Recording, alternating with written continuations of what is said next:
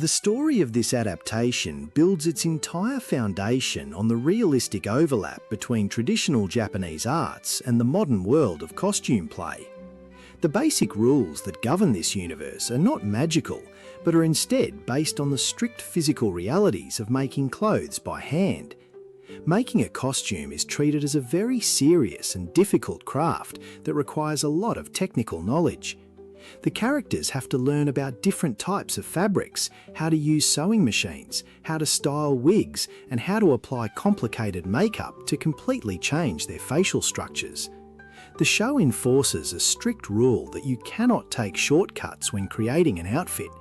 If a tailor takes an incorrect measurement, or if the model fails to wear the correct structural undergarments, the final piece of clothing will completely fail to fit the body properly.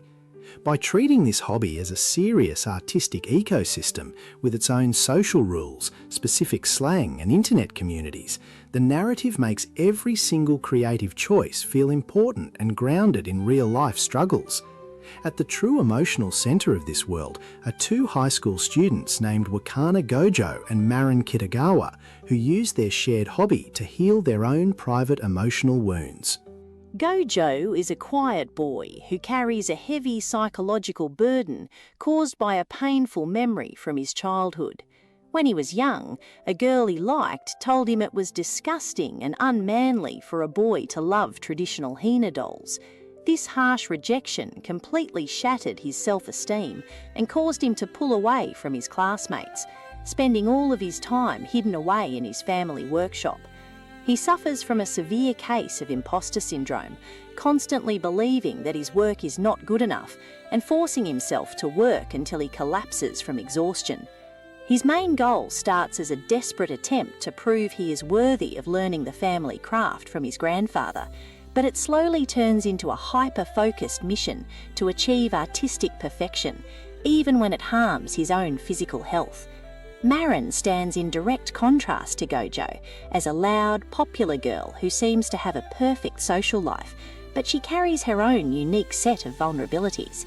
She is deeply passionate about anime and video games, but she completely lacks the physical skills needed to create the outfits of the characters she loves. Her main objective is to express her true self by physically embodying these fictional figures, and she relies entirely on Gojo to bring her favourite characters into the real world. Marin is secretly terrified of being superficial or fake, wanting her hobby to be treated with absolute respect rather than as a silly joke. As they work closer together, she begins to develop deep romantic feelings for Gojo, which introduces a new layer of emotional tension because she is afraid that confessing her love might disrupt their perfect creative partnership and drive him back into his lonely shell. The structure of the narrative is unique because it deliberately avoids using a standard evil villain to create conflict.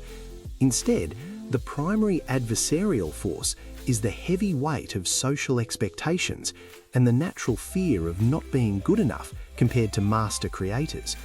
This obstacle becomes clear when the main characters meet older, highly experienced cosplayers like Akira Ogata, a master prop maker whose incredible skills intimidate Gojo. Akira is quiet and distant at first, and her own past history of being pressured by her family to abandon her unusual interests serves as a mirror to Gojo's early isolation. The true conflict of the story is an internal battle against self-doubt, creative blocks, and the paralyzing fear of being laughed at by normal society. The narrative sets up a contrast between the pure passion of the young main characters and a judgmental outside world that often views their intense manual labor as a complete waste of time. This internal struggle is pushed forward by the social layout of the high school setting, which contrasts old-fashioned craftsmanship with the fast-moving trends of internet subcultures. The story uses the rigid social hierarchy of a modern Japanese school to create drama, showing how difficult it is for an isolated student like Gojo to interact with the popular crowds. This social barrier is broken down during the school cultural festival, when the entire classroom is forced to work together on a group costume project. This event forces Gojo to bring his secret sewing skills into the public eye, forcing his classmates to re-evaluate who he is.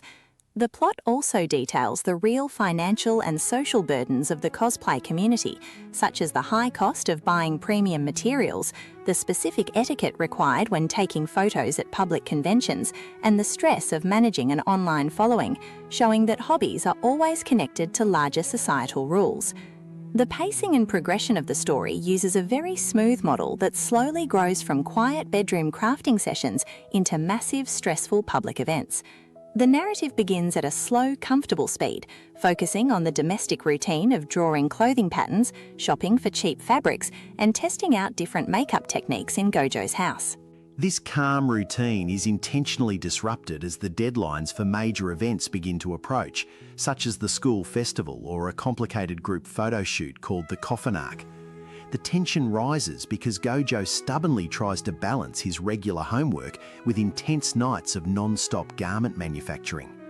The story moves very fast during these preparation scenes, turning the chaotic environment of a backstage dressing room or a ticking clock before a convention into a high-stakes climax where a single torn seam or a forgotten prop could ruin weeks of hard work. From a visual standpoint, the direction uses the physical layout of the rooms to show the audience exactly how the characters are feeling. The camera creates a sharp contrast between the messy, warm safety of Gojo's family home and the giant, bright and intimidating spaces of public convention halls. Framing is used as a constant psychological tool to show anxiety and isolation. When Gojo feels ends or hits a creative wall, the camera traps him inside tight spaces, using the straight lines of sliding doors, windows and heavy shelves to show he feels trapped by his own mind. But when he gets lost in his work, the style changes to fast, hyper-detailed close-up shots of hands cutting fabric, needles punching through cloth, and brushes applying makeup, which captures the quiet dignity of manual labour and builds romantic tension by showing how physically close he and Marin have to stand. The audio landscape works in perfect harmony with these visuals to make the manufacturing process feel completely real and important. The sound design is dominated by the crisp, satisfying noises of actual crafting, turning the steady hum of a sewing machine, the loud snip of metal scissors, the rustle of heavy fabric, and the click of a camera shutter into a rhythmic soundtrack that measures their progress. The background music avoids over-the-top melodrama, choosing instead to use light, modern melodies that suddenly swell into beautiful, emotional orchestral pieces when Gojo realises his art has brought genuine joy to someone else.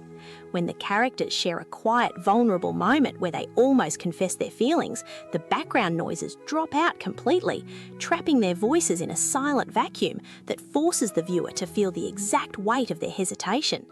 Ultimately, the resolution of the story demands a permanent personal transformation and a real sacrifice of comfort from both main characters, proving that true growth requires you to leave your safe hiding spaces behind. The climax of their creative journey does not offer an easy fix for their deep insecurities. Instead, it forces Gojo to accept the terrifying reality of public praise and the messy unpredictability of making a large group of friends. For Marin, the transformation requires her to look past her own desires and realise the massive physical and emotional toll that her complicated costumes place on Gojo, forcing her to move towards a more mature and supportive understanding of what a real partnership means. The story finishes by demonstrating that creating art is always an act of emotional exposure, showing that to bring a beautiful vision into the real world, you must be willing to tear down your defensive walls and trust someone else with your deepest secrets.